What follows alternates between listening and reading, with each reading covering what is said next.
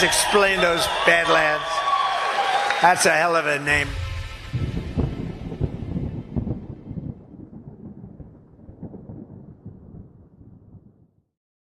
What is up, everybody? Welcome to the Daily Herold here on Badlands Media. I am your host, John Herold. A couple things right off the bat. I know there's some issues going on with Rumble. I don't know what the deal is, but I texted our contact at Rumble. He confirmed they're having issues. I don't know if it's just on the back end for us or if it's with you guys too. There's some whispers of people in the Badlands Daily having some issues this morning. So we're live, guys. Sorry, I'm reading the chat. I don't know why it's not working here. I'm just gonna. Okay, yeah, we're live. So I don't know. Refresh your screen. Obviously, if you aren't able to access, then it's not. You didn't hear me say that. Okay. Second thing, this is probably going to be one of the shorter, if not shortest, episodes of the Daily Herald that I'm gonna end up doing because I try to keep it, 45 minutes to an hour regardless. My daughter called home sick today, so I went and picked her up about an hour ago.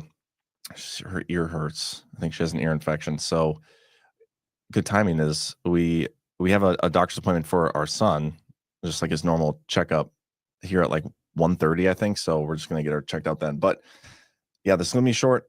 I'm gonna cruise through this and get back to hanging out with my daughter. Before we get into any of the news, let's get a quick word from our sponsor, Save Pulse. Save Pulse is committed to keeping you and your family healthy with top quality medications like amoxicillin, azithromycin, ivermectin, hydroxychloroquine, and more.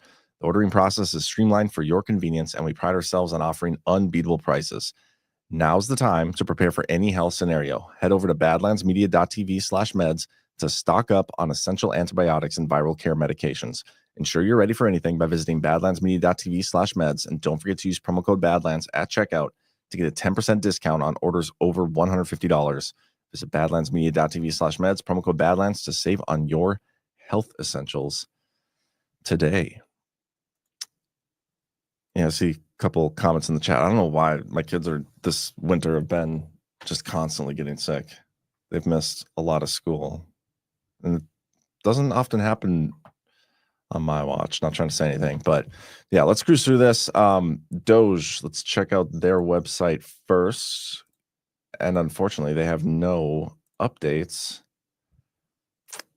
from the numbers. I know the mainstream media has been kind of freaking out, so I almost wonder if they're not updating this stuff on purpose.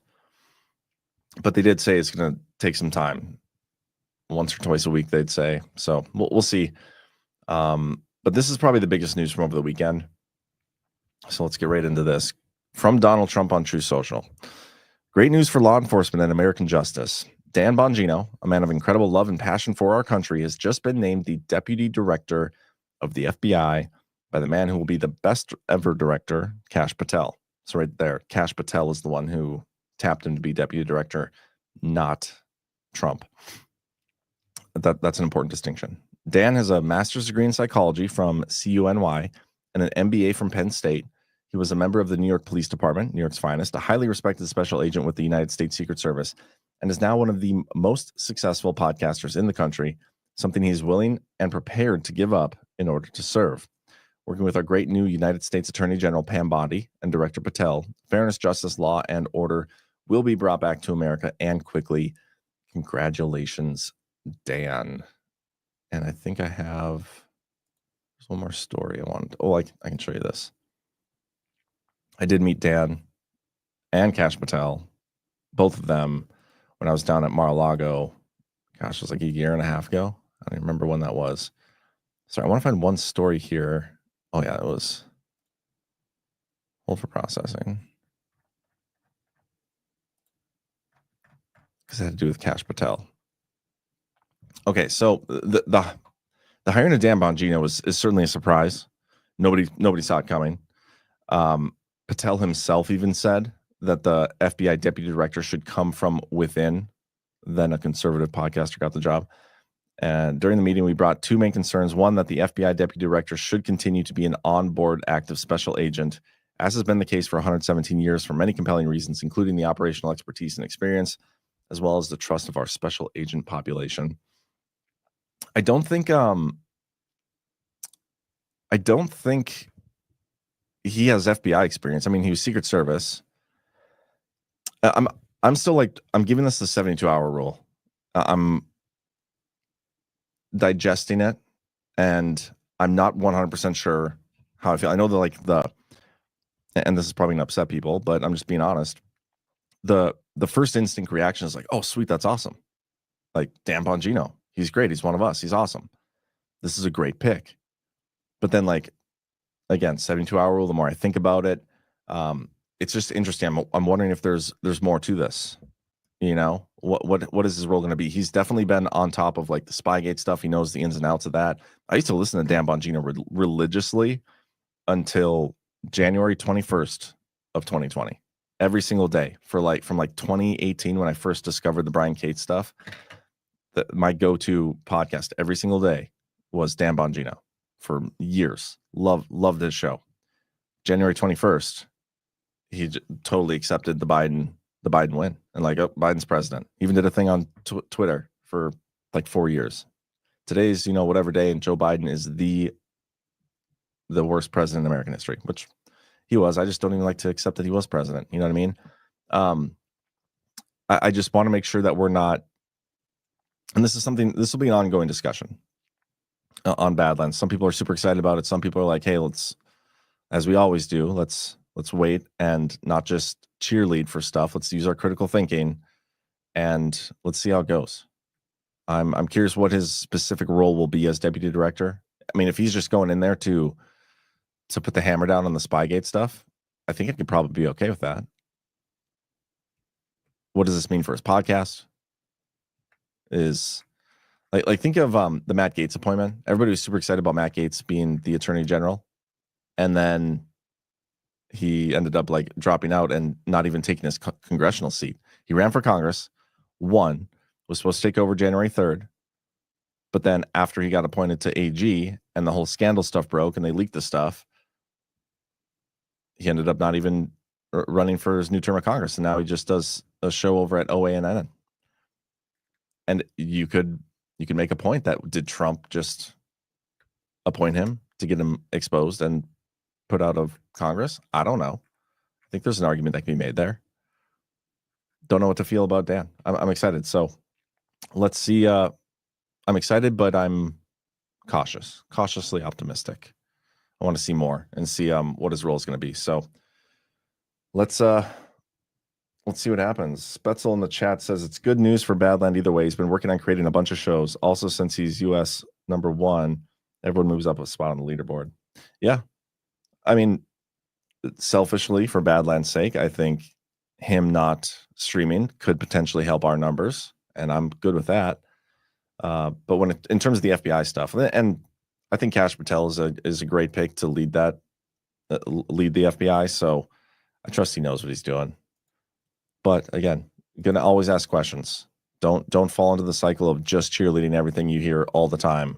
That's there's no progress to be made from constantly just cheerleading all the good news from the Trump administration. Does that make sense?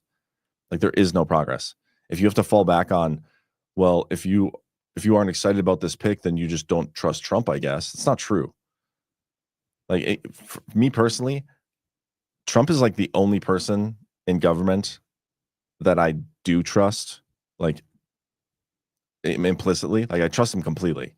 But he's also at the same time the only one in government that I know is always running ops. And so you have to examine stuff and look at it like, okay, is he running an op here or is he not? I don't know. We'll wait and see. Don't know. So we shall wait and see. Don't fall for the cheerleading.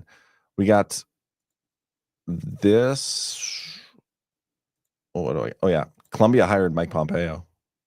He's going to be a teacher. Trump's former Secretary of State to teach diplomacy. Columbia has hired President Trump's former Secretary of State to teach diplomacy, decision-making, and organizational leadership starting in March. Mike Pompeo will take a post as a fellow at the School's Institute of Global Politics In Columbia, like many elite schools, faces pressure from groups of alumni, donors, and Trump to demonstrate openness to conservative ideas, robust debate, and a sturdy defense of Jewish students from anti-Semitic harassment. Seems like everything always comes down to that, doesn't it? Defense of Jewish students from anti-Semitic harassment. Yeah, I just want Trump to seize the endowments and get rid of all these damn schools. If I'm being totally honest, like he's teased that in the past.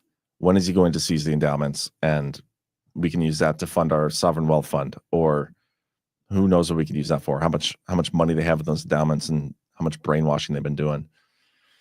We got this. Trump's on True Social announced Apple has just announced a record $500 billion investment in the United States of America. The reason? Faith in what we are doing, without which they wouldn't be investing 10 cents. Thank you, Tim Cook and Apple.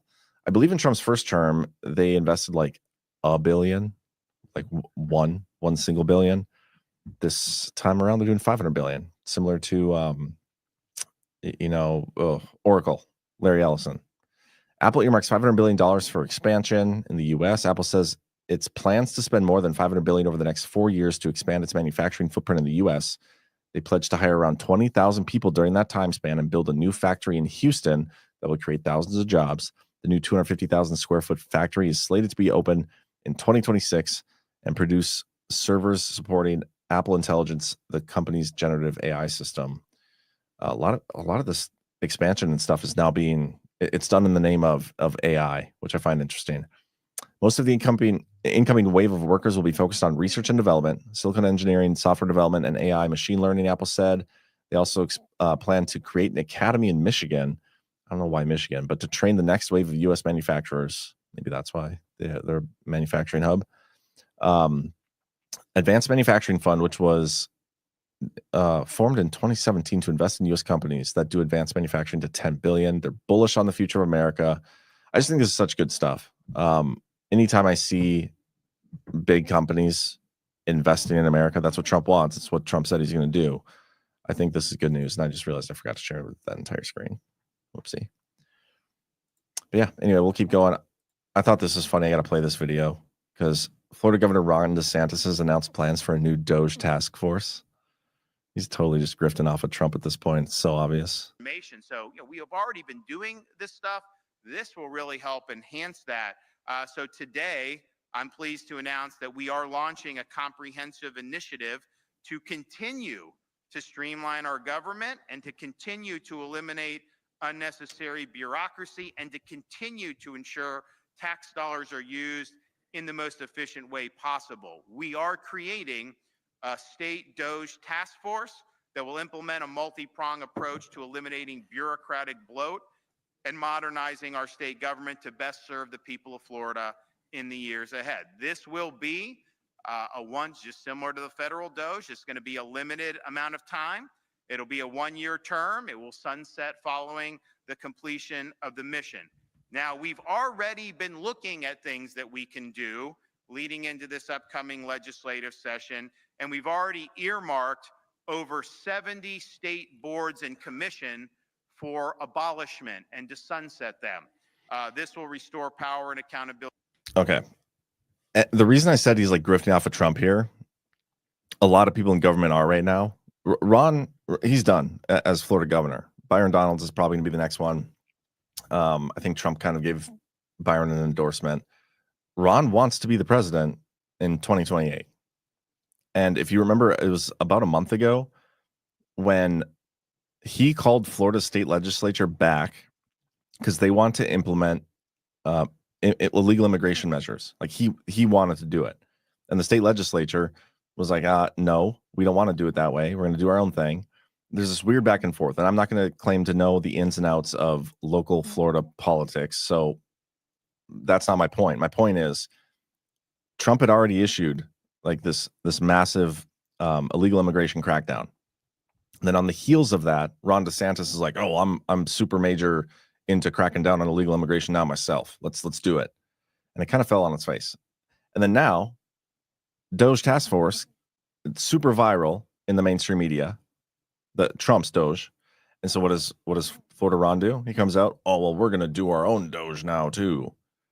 And my issue and why I say these people are grifting off of this is because where the hell has this been up until now? You've been governor for how many years, Ron? If you were super into making our government more efficient and saving people money, where was this before? It's the same thing with the declassification task force with Anna Paulina Luna. And you guys are going to hear me complaining about stuff like this anytime I see it, because this is just riding Trump's coattails. And people just fall for it and they cheer for it. And it drives me nuts because there's no substance here. I mean, maybe there is. Maybe there is some actual substance here. But his reason for doing it is not like benevolent reasons. He's doing it because he wants to put on his little resume that I implemented this, I implemented this, I implemented this. See, guys, I'm mega. I'm MAGA. Elect me in 2028. Newsflash, Ron. Trump 2028. But anyway, the declassification task force. Go follow Anna Paulina Luna on Twitter and watch. She's just constantly grifting off of the declassification stuff, and everything she posts in there, it's nothing new. Their committee has their first meeting coming up on like March 14th or 26th or so. I don't even know. And they're going to Dallas to investigate a 60-year-old murder. It's insane to me. They're only doing it to grift off of Trump's coattails and ride that momentum and make it seem like they're doing anything. It's insane to me. But anyway, I'm going to call it out when I see it. We've had a ton of cancellations from the mainstream media, and I love when this happens. MSNBC's cancels Joy Reid's show as part of programming shakeup at the liberal network. Couldn't have happened to a worse person. MSNBC is canceling Joy Reid's program, The Readout, as part of a major network shakeup. Reid's 7 p.m. ET program will be replaced by a show featuring Simone Sanders Townsend, which I should have looked this up before. But don't they look like exactly the same? Oh, they totally do. Look at that. They're like the same person. And I'm not saying that to be racist. They look exactly the same. Short hair and all. Anyway, yeah, she was terrible. Guys, Joy Reid was awful. I mean, it was fun. I'm going to miss some of her rants and clips because it was very easy to make fun of. But this is the networking and the networks kind of acknowledging, okay, well, we took it a little too far. We need to pretend to come back to the middle. And where we come in here is we can't allow people to go back to these networks, because best case scenario over these 4 years is for them to like go dormant a little bit. Everybody in Trump megas just celebrate for 4 years.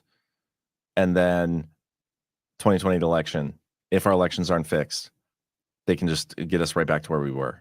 And I know Trump has been talking about fixing our elections. It's coming. But yeah, we got to make sure our friends and family do not go back to the MSNBC just because Joy Reid is gone. Don't let it happen. Share them Badlands Media instead. Have them come hang out with us instead. But on top of her, we also have a few others that got canned. There was, and I don't even know who any of these people are, but MSNBC canceled them. Ayman Mohyeldin, Katie Fang, and Jonathan Capehart. So it seems they're getting rid of all their super liberal hosts. And then in addition to all of that, we got Lester Holt stepping down. He's still going to do Dateline, but he's done with the NBC Nightly News.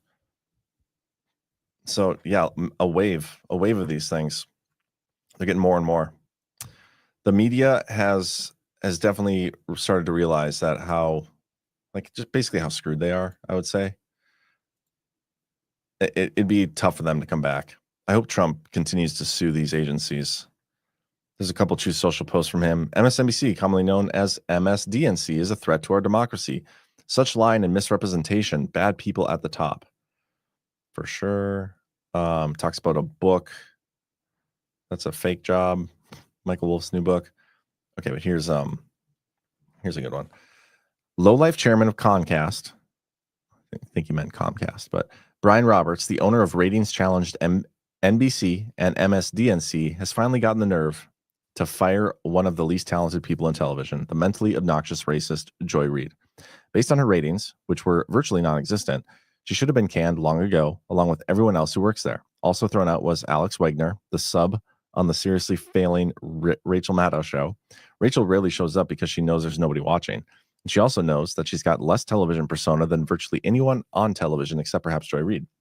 Then there's, of course, the low IQ con man Al Sharpton, who is perhaps the lowest TV ratings in the history of television. What is he doing to Brian Roberts to stay on the air? This whole corrupt operation is nothing more than a legal arm of the Democrat Party. True, they should be forced to pay vast sums of money for the damage they've done to our country. Fake news is an unpardonable sin. I love this rhetoric from him. The enemy of the people. These people are the enemy of the people. Like, think of all the propaganda they've run on us and all the damage they've done to this country. And Trump is like directly calling them out. I know it's not his first time doing so, but this is so good to see. Because I wonder if there's going to be some sort of executive action or maybe some sort of investigation that stems from the Trump administration into the mainstream media. And then also we need to repeal the Smith Modernization Act. So we got work to do, guys. Work to do. And like, look at this. Nancy Mace, what do you want the Declassification and Transparency Task Force to expose first? They're not actually exposing anything. They're just taking the declassified stuff from Trump and doing hearings about it. It's so ridiculous. Mayor Eric Adams is shutting down the Roosevelt Hotel Migrant Center, which processed 173,000 plus arrivals since May of 2023. That is insane. I'm pretty sure this is the hotel that got like the 50-some million dollars from, was it FEMA? I don't remember which agency that we had to claw back. But this is pretty cool that Adams is shutting it down. Pretty slow weekend on the website. Not going to lie. There wasn't much updated or uploaded here. But we did have 2 new ones since the last show, Friday. So America First investment policy. This is a good one. Very, very much in line with what Trump has been doing. This is like the second or third executive order now that he's issued. I guess this is a memorandum, but along these lines. America's investment policy is critical to our national and economic security. Welcoming foreign investment and strengthening the United States' world-leading private and public capital markets will be a key part of America's golden age. The United States has the world's most attractive assets in technology and across our economy, and we will make it easier for our overseas allies to support United States jobs, United States innovators, and United States economic growth with their capital. Investment by United States allies and partners can create hundreds of thousands of jobs and significant wealth for the United States. Our nation is committed to maintaining the strong, open investment environment that benefits our economy and our people while enhancing our ability to protect the United States from new and evolving threats that can accompany foreign investment. Investment at all costs is not always in the national interest. However, certain foreign adversaries, including the People's Republic of China, systematically direct and facilitate investment in the U.S. companies and assets to obtain cutting-edge technologies. Remember when Hunter Biden was on the board of, was it Henegis Auto? And they sold like top secret info to China. I'm pretty sure that happened. Anyway, to kind of sum this up, in this way, the PRC exploits United States investors to finance and advance the development and modernization of its military, which is obviously a problem. It is the policy of the United States to preserve an open investment environment to help ensure that artificial intelligence and other emerging technologies of the future are built, created, and grown right here in the United States. And remember, on the heels of this, we get Apple's investment of $500 billion into their AI stuff here domestically. Investment in our economy from our allies and partners, some of whom have tremendous sovereign wealth funds, supports the national interest. My administration will make the United States the world's greatest destination for investment dollars to the benefit of all of us. The fact that he said this part about the sovereign wealth fund makes me wonder if we're going to see a major investment from Saudi Arabia sometime soon. Yeah, there's more to this. You can check out on the website. That's all I wanted to read from there. And we also had this one, defending American companies and innovators from overseas extortion and unfair fines and penalties. Kind of in the same boat. In recent years, the GDP, we'll say, of the United States digital economy alone, driven by cutting-edge American technology companies, has been bigger than the entire economy of Australia, Canada, or most of the members of the European Union.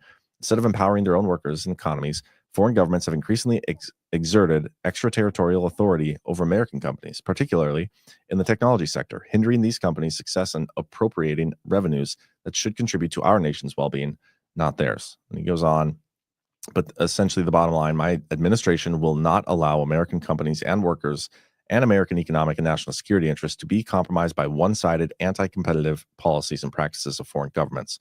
American businesses will no longer prop up failed economies through their extortive fines and taxes. Bingo. Love it. It is the policy of my administration that where a foreign government, through its tax or regulatory structure, imposes a fine, penalty, tax, or other burden that is discriminatory, disproportionate, or designed to transfer significant funds or intellectual property from American companies to the foreign government or the foreign government's favored domestic entities, my administration will act, imposing tariffs and taking such other responsive actions necessary to mitigate the harm to the United States and to repair any resulting imbalance. He's all about these tariffs, guys, and making everything America first. Like every action Trump is doing, he is doing with the ultimate goal. It's like a question, right? Does this benefit America or does it not? And if it does, we're going to do it.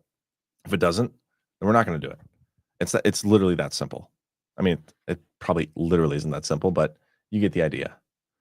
That appears to be what he's doing. Okay, a couple more stories here. I'm finding this the saga here around Zelensky and others to be pretty darn interesting. As I've been saying, it's one of the stories that I'm really keeping eyes on, and everybody is the Ukrainian peace negotiations.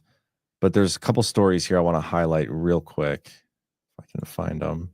Okay, number one is this. Zelensky says he hopes for continued U.S. support for Ukraine after exchanging barbs with Trump. Because last week there was a bunch of back and forths. And if you remember, it went, okay, Russia, yes, says to Ukraine, you can't be part of NATO. You're not going to get your land back. And you're going to pay the United States a bunch of money. Europe is going to be the ones contributing the forces to defend your area, whatever. And Europe didn't like that. Zelensky didn't like it. He's not agreeing to anything unless he has a seat at the table. The United States and Russia say, okay, fair enough. We aren't going to agree to anything until you hold an election. So essentially removing him from the table. The peace deal is supposed to be agreed to by this week, and I think I'll get to that here in a minute. But President Volodymyr Zelensky said he hopes the United States continues its support for Ukraine, as he spoke briefly about U.S. President Donald Trump following a public spat between the two leaders last week. And that leads me into this story, because there's some action at the UN right now. The U.S. has urged Ukraine to withdraw its European-backed UN resolution demanding an immediate Russian troop withdrawal in favor of an American proposal that omits any mention of Moscow's invasion. A U.S. official and European diplomat said Sunday, Ukraine refused to pull its draft, and the UN General Assembly will vote on it Monday, making the third anniversary of Russia's invasion, according to two European diplomats. They're expected to vote on the resolution. The Trump administration is also seeking a vote on its proposal in the UN Security Council, where China, which holds the presidency this month, is scheduled to vote for Monday afternoon. Meanwhile, Ukrainian President Volodymyr Zelensky on Sunday called for a meeting with President Trump as the U.S. continues to push for access to Ukraine's rare earth minerals. Speaking at a forum in Kyiv about Ukraine's future, Zelensky warned that if Trump were to meet with Russian President Vladimir Putin before meeting with him, there would be disbelief at the United States. It would be bad for U.S. society. What? Do you understand what he just said? He's like, oh, is my thing low? Do I need to lower my desk a little bit? I was going to do this episode standing, but I decided against that. I think I need to lower this camera a little bit. There. That better? Anyway, sorry. Zelensky's like, hey, Trump, you better meet with me first before you meet with Putin. Otherwise, it would be bad for U.S. society. Oh, yeah. How would that be, Mr. Zelensky? He's just so desperate to find relevance right now. People talk about whether this guy is, he's part of the plan. He's under Trump's control. I still personally don't think so, based on some of his recent actions. But I mean, he totally could be. I have no idea. But it's just really interesting. Zelensky also pushed back against initial terms of a U.S. proposed rare earth minerals deal, arguing that it miscalculated past U.S. financial aid and unilaterally converted grants into loans. I'm not signing something that will have to be repaid by generations and generations of Ukrainians, he said. I get that, but then that's what you're asking us to do. So we shouldn't do that either. Man, screw this guy. His remarks came as senior Trump administration officials suggested a minerals agreement was imminent.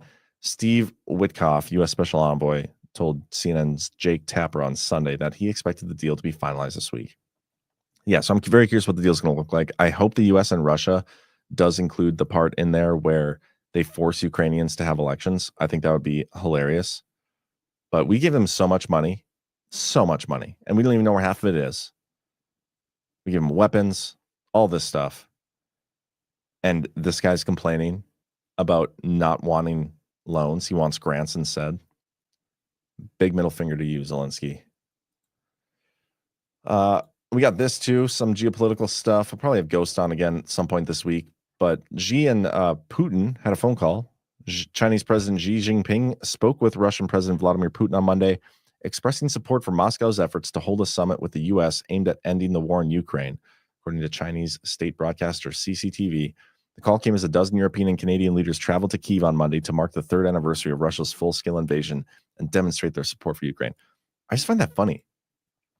Like, do you think they did that in World War II or any other wars? Like, would they go places? Would they go to Poland or, I don't know, Germany during the war to celebrate the anniversary of the start of the war? Just seems weird to me. Did the United States, did we ever go to Pearl Harbor on December 7th of, what was it, 1945, the year after it happened? I don't remember. Don't quote me on that date. But did we go there to mark the anniversary of the war starting, of us getting involved in the war? It's just so weird to me. I don't know why. Maybe I'm overthinking it.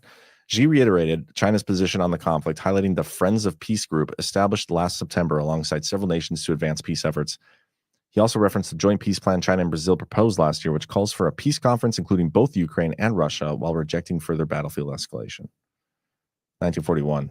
Okay. Thank you for that, Spetzel.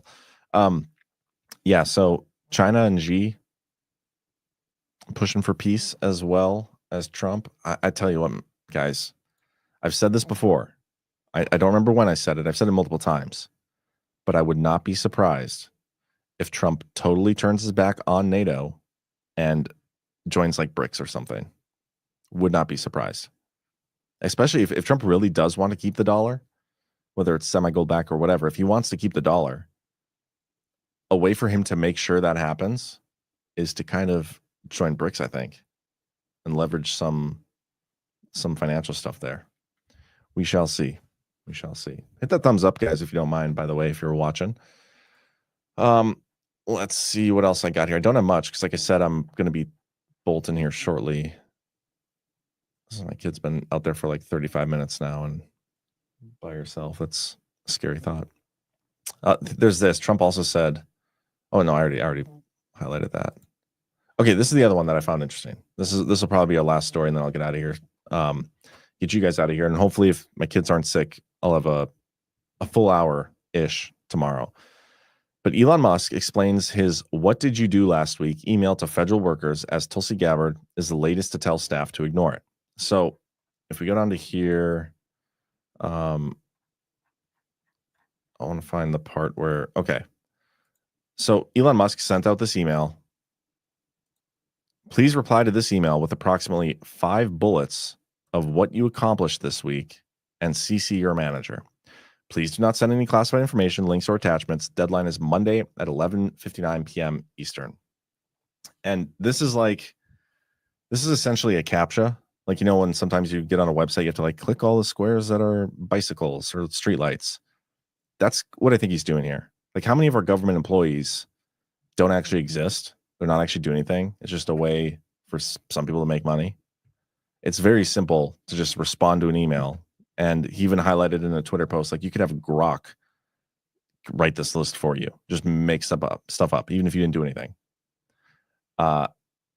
And yeah, so I think that this is what they're trying to do, is to get after the people who aren't even checking their email, but they're getting paid government salaries. Either respond with 5 things or you're gone. But then, first one, Kash Patel responded saying, yeah, everybody in the FBI, just ignore that. You don't fall under the purview essentially of Elon Musk. And then Tulsi Gabbard said the same thing. Yeah, guys, just kind of ignore this. You don't fall under the purview of Elon Musk. Just ignore the message. I think there was one more. I thought there was 3 total agencies. Oh yeah, Department of Defense was the other one. Hegseth. And he even says here it was to see who had a pulse and 2 working neurons. That's all it would take to respond. But yeah, it is interesting that those are the agencies that didn't didn't partake in it. I get why. The mainstream media is trying to twist this into some sort of rift between the Trump administration and what Elon Musk is doing with Doge. I don't see it as that. If these, if Kash Patel and Tulsi Gabbard and Pete Hegseth, if they have their own vision of how they want to downsize and make their agencies more efficient, then I'm totally in support of them doing that. And they don't need Elon Musk's help unless they ask for it. But yeah, so this went out to everybody, and I don't think this is the big issue that everybody thinks it is, that a few agencies said no. So yeah, DHS said the same thing, NOAA, NSA. Yeah, I mean, if any agencies if any of them want to ignore it, I'm totally cool with it. It's not a rift. Musk is just doing his thing, and these agencies are doing their own. They all have the same common purpose. But anyway, guys, I'm going to end there so I can get out and check on my daughter and then have to go pick up my son and get to their doctor appointment. So I will be right back to read the rants. Hit that thumbs up. I'll be back tonight, Basis Conspiracies at 10:30 Eastern, and then I'll be back here again tomorrow, 1 p.m. Eastern on the Daily Herald. And so appreciate y'all. We'll see you tomorrow or tonight. Read all about it. 3. Let's get started.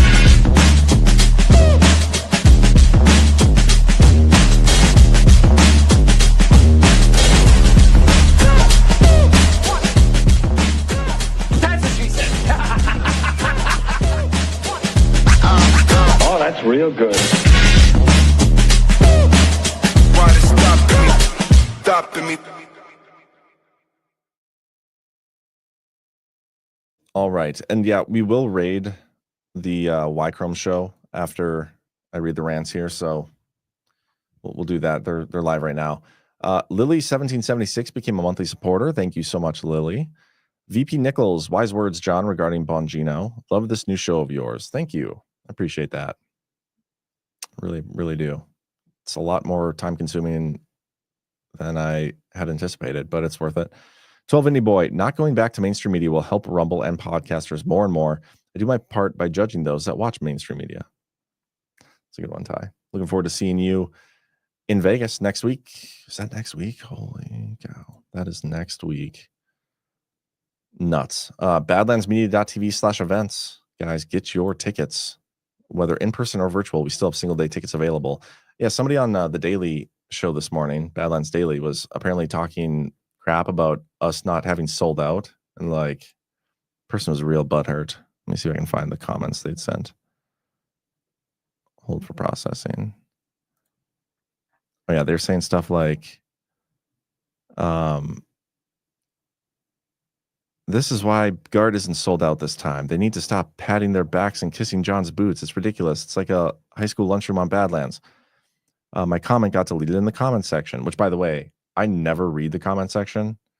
Actually, I did once. Somebody made me aware of something like 2 weeks ago, and I went and responded, and then I was like, never mind. I'm going to delete it. Censoring those who aren't bootlickers. I'm in a chat, but getting deleted in the comment section. And so I went to respond to this person because the thing about this venue of GART is it's kind of hard to sell out, really. I think right now we've sold the second most amount of GART tickets we've had. This is our 7th one. Myrtle Beach was our biggest. I believe this is going to be our second biggest. So a lot of people are coming. Yeah, very excited. Very excited. I anticipate Deadwood's going to beat both, though, coming up. Everybody loved Deadwood. Anyway, see you guys later. I'm going to end it here, and then I'm going to send you over to the Y-Chrome show. Have a great rest of your day, guys.